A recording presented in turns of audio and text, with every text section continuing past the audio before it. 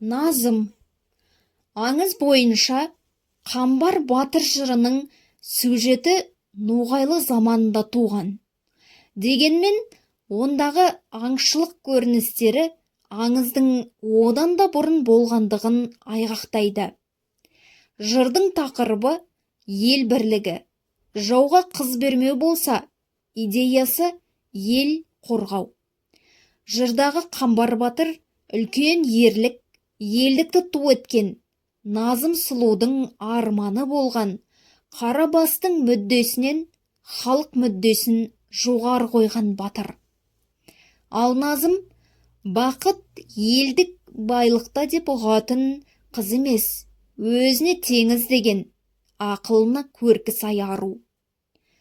Байлығына мастанған Әзімбай қалың елден бөлек қонған, өзін өзгеден ерекше көрген жан болса, оның алшы Ораз деген баласы ақылды, алдағы күнін болжай білетін елшілдік рухтағы тұлға болып көрінеді.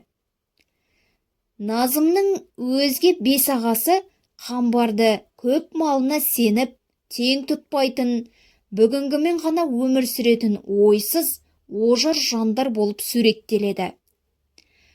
Жау шылауындағы жағымпаз, өз басының ғана қамын ойлайтын Келмембетті халық ұнатпай, жыр нұсқаларының барлығында да улы тілімен сынап мінеп келеке қылып отырады.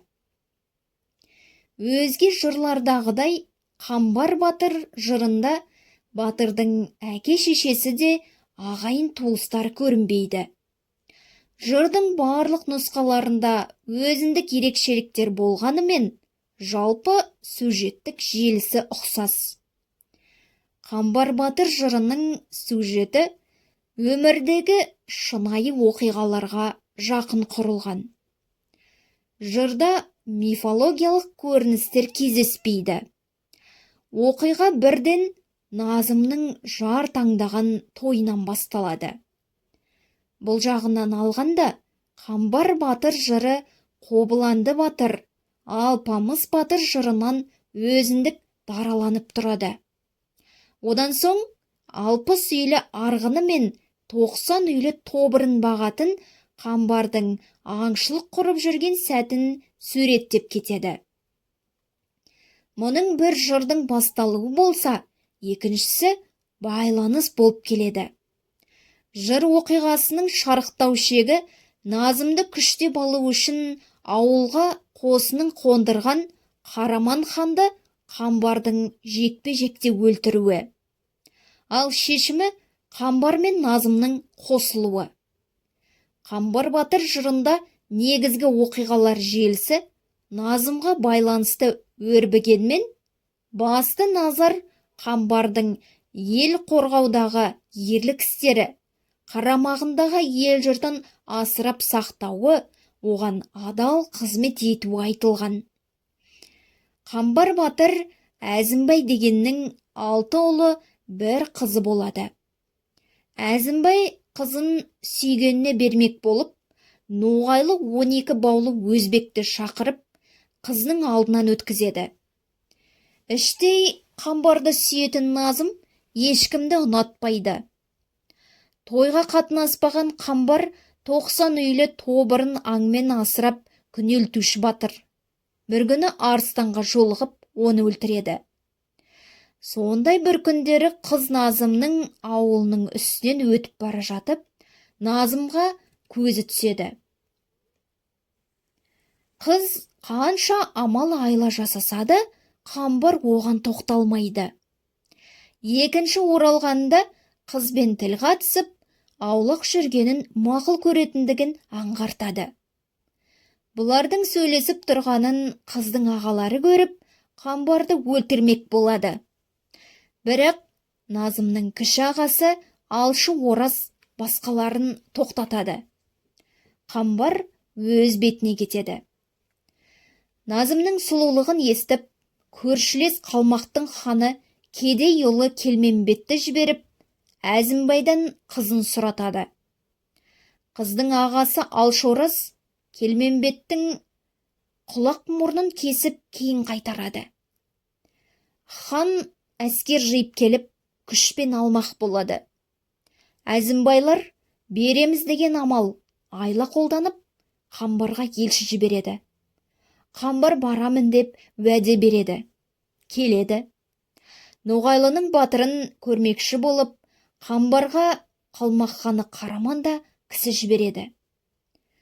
Қамбар келісімен-ақ хан екеуінің арасында алыс-шалыс сөз болып, жекпе-жекте Қамбар Қараманды өлтіреді. Қалмақтармен соғыс салып, Қамбармен алшы ораз оларды жеңіп қуады. Қамбарға Назымды қосады. Той жасап, жасау жабдықтап, еліне қайтарады.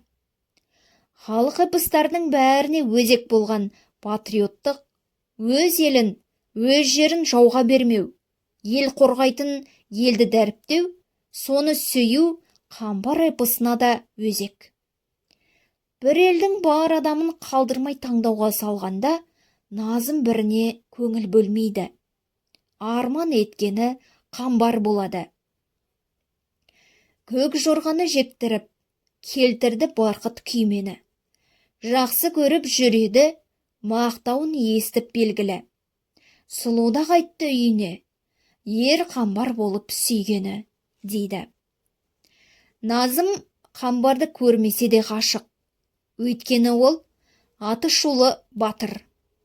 Бұл жалғыз Қамбар эпосында ғана емес, Қобыланды, Алпамыс, ер тарғындағы Ақжүніс, Қарлыға, Гүлбаршын, Қарагөз, Құртқа тәрізді арулардың бәріне тән салт. Назым теңіз бойлы Ноғайлы 12 балу өзбектердің ішінде мол дәулет, 6 ағаның ортасында бұлаңдап өскен ерке, өркөкірек паңғыз. Назым жиылған жұрттың бірін менсініп көзін салмайды. Қамбар қарамай кеткен жерде де өрмектің талқанын шығарып, жұртты тасқа бақтай қақстырады. Ашуы келіп Назымның асау тайдай тулады. Қапаланып Қамбардан жүрегі қатты зулады. Қылышын алып қолына, адыра қал деп сен өрмек 6 жерден турады. Жібекке кетті жан ашып. Не болды деп шырағым, жеңгелері шулады. Қаны қашып бетінің реңі құмдай қурады. Тоқтай тұр деп ер жігіт. Өтіп кеткен Қамбарға шақырып қолын бұлғады. Бұл үзіндіден жоғары айтылған еркелігі де, менбендік ерлігі де айқын көрінеді. Бірақ халық ол үшін Назымды даттамайды. Өйткені Назым ел сүйген ерді сүйіп, өз тұғырына отырғызбақ. Ел қорғарлық ерді кімде болса сүйсін, жүрегінен қадірлі орын берсін деген ел тілегі халық мүддесіне Назым ісінің қайшы келетін жері жоқ. Қамбар халық батыры. Оның жолына басын бәйгеге тіккен қызды ардағы етіп дәріптейді. Назымды да кейінгіге үлгетеді. Қазақ эпосында жасалған әйелдер бейнесінің тізбегінде Қамбар батырдағы Назым тұлғасы да ерекшеленіп көрінеді. Назымның өз теңін табу үшін талпынуы, әкесіне батыл шарт қоюы, Қамбармен сырласу үшін әрекеттері бәрі де бұрынғы қазақ әйелінің сымбатын өзгеше бір қырынан түсіндіре алады. Бұл арада біз эпостағы әйел тұлғасының эволюциясын да көргендей боламыз.